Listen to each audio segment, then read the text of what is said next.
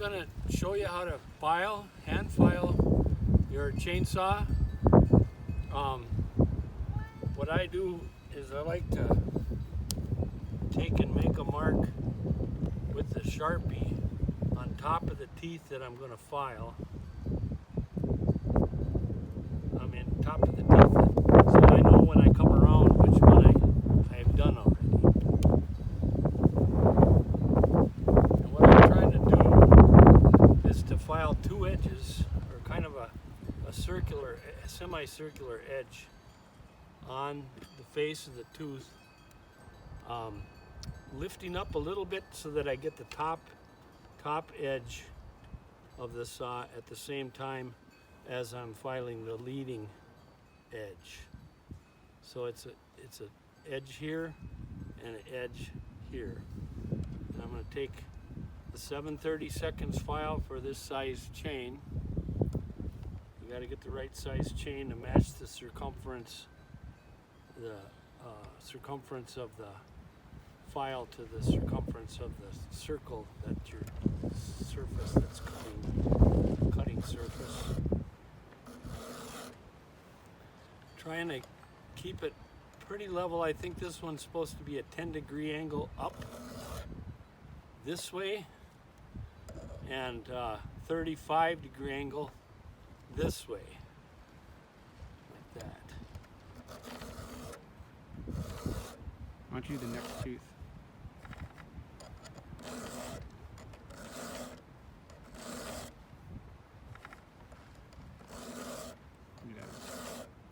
Go around till I see my black magic marker on top, and then I start on the other side.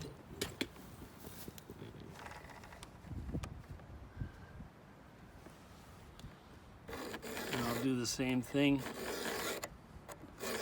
in the other direction. One.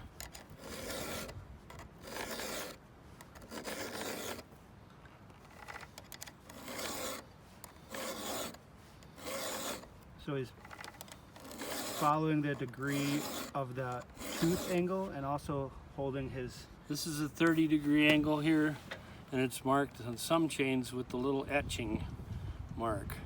That way you can kind of keep it parallel and keep it at 30 degrees. And then I'm going up at just 10 degrees. Some chains, they're filed completely square at 0 degrees, or sometimes just a little bit of a 10-degree angle up, and I'm filing back this surface, and I'm filing this leading surface of that C shape. But it's important to get this whole upper face sharp too. It's just like a knife edge on top, up underneath. Hi, well, I'm here to teach you a little bit about how to run a chainsaw, handle a chainsaw in the woods. And then at the end, we're going to just go ahead and fell a tree, and I'll describe how that goes. But in no way, I don't want you to think that this is sufficient information for you to go out if you've never handled a chainsaw and start trying to use it, because I'm going to leave out a lot of things that might be real important to you. I always like to have people start out with an experienced chainsaw instructor or a user watching everything that you do from the second you start your saw to make sure that you don't do anything dangerous. The worst danger is kickback. If you touch the top quadrant of the saw can come up like this and hit you right in the face. So I always stay off to this side with the chainsaw of my body. I'm going to go to my right side of my body, and they don't make I think they do make left-handed chainsaws, but I've never seen one. So you're always going to handle the saw like this, and take the weight of the saw on your knees. Always be carrying that chainsaw with your knees helping you hold the weight, because it can wear you out in 5 seconds running a chainsaw like this. So keep it close to your body, keep the power head close to your body, and always be off to the left side of the bar, because if it does kick back, it'll go to this side. The chainsaw brake, the chain brake is there to stop it from kicking back. So as soon as the saw kicks back, the brake engages, and then it kills the turning of the chain. That's why I'm also wearing chainsaw chaps, and a helmet, and ear protection, and eye protection, even a visor if you have one. Okay, I'm gonna just start by bucking up this one log into firewood lengths. I'll demonstrate how I measure the length of the firewood piece with the length of the bar. This is an 18-inch bar, so I'm going to cut between 16 and 18-inch wood. I've already marked this one out, so I'm just going to go ahead and cut almost all the way through, and then I'll grab the cant hook, turn it over, and cut it all the rest of the way through, okay?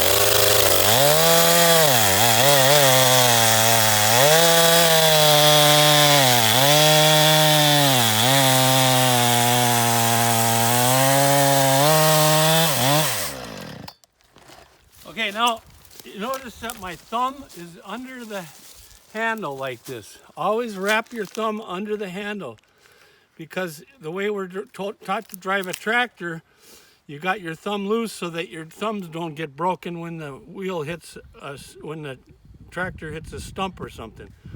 But it's real important to wrap your thumb under the bar handle and try to keep your front hand arm stiff. So if the saw kicks back, it'll go up like this instead of like that. If your arm is straight, it'll go up this way rather than right towards you.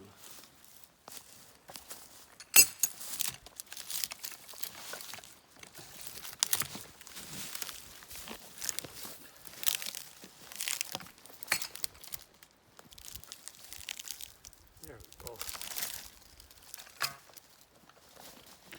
The reason I rolled the log over is because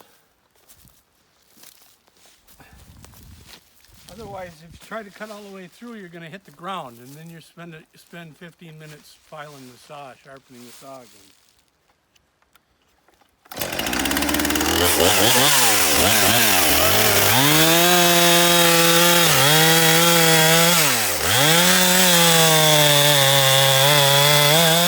I'm going to demonstrate how to fell a small tree. This again is not something you want to try unless you have some experience, or at least have somebody else with you that's had some experience doing it. So leave your pets at home, put on your chainsaw chaps, put on your helmet, your ear protection, and your eye protection. Before you start the saw, make sure that's all in place. Another thing I didn't talk about before was when you're walking through the woods, if your saw is running, you want to lock the chain so that it's not spinning while you're walking. Anytime you move your feet, you should lock the chain brake forward, then disengage it to run the saw. But make sure your feet are planted, that you got good balance whenever you're running that saw, especially wide open. You don't want to move while the saw is running wide open. Okay, got a little birch snag that's completely dead except for one limb up on the top, and that's got a nice lean to it. So I'm going to try to fell it in the direction that it's leaning towards, unless there's something else there that's an obstacle. If it's going to get hung up in another tree, I'll try and fell it off to one side or the other. of that tree that it could get hung up on. So I'm going to make a notch on the side I expect it to fall toward. And what I'll do is I'll go with the chainsaw and aim with the direction of this handle is going to tell me the direction that that tree is going to fall if I start my notch there. Does that make sense? Here's the handle. That's the trigger. That's the direction that the tree is going to fall. So I'll go sketch that notch on there right now. On that balsam snag, birch snag.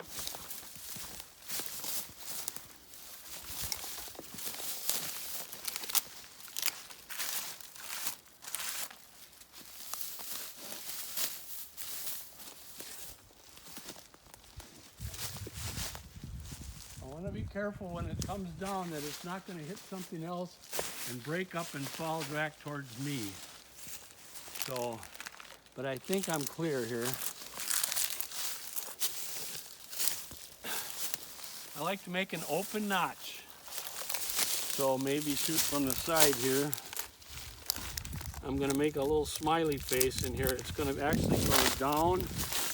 The traditional traditional notch that was invented with a crosscut saw is more horizontal, but this one's going to come up a little bit like this, and then at 30 degrees from vertical, and then the top cut's going to be more like 60 degrees from vertical, so that what you end up with is a notch that's about 90 degrees when it's all done.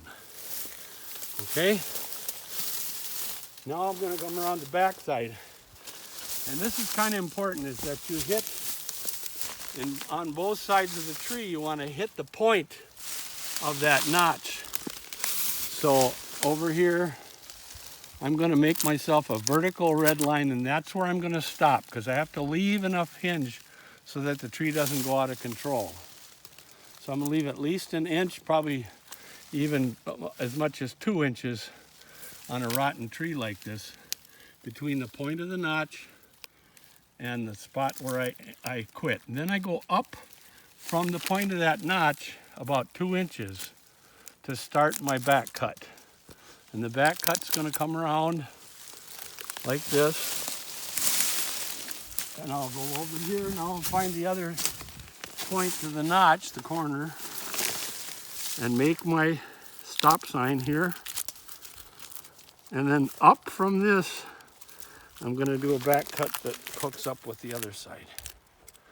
Okay? Get the picture. I'll go ahead and do it. Good. And then I'll want you over that. Okay. The other thing I want to, you want to take any kind of brush that's up close to the tree. You want to cut that all out of the way. Then you want to clear yourself 2 paths. One at 45 degrees from the direction of the felling, and another one at another 45 degrees. So the tree is, the fall line of the tree is this way. I want to go 45 this way and 45 that way. I want to have clear path for 25 feet to get out of the way when the tree comes down. Okay? So I'll stay close while you cut your notch and then walk away when you cut the back. That sounds good. Perfect.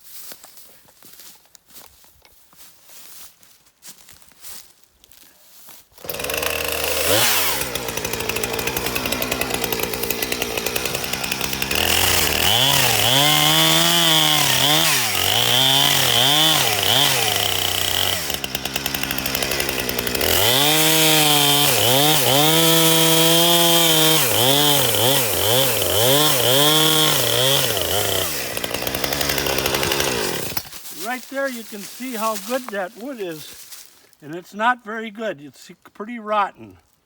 So that means I'm going to leave a thicker notch.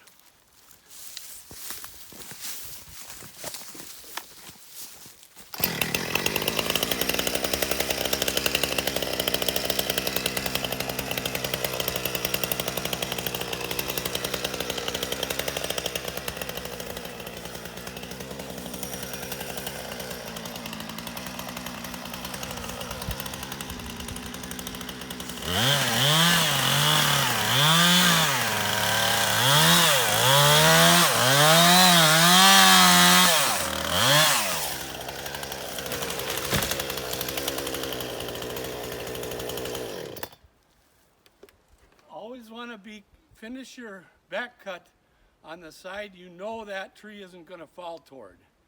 So that's why I chose to cut the back cut from this side instead of down there where it could have fallen that way downhill. Okay?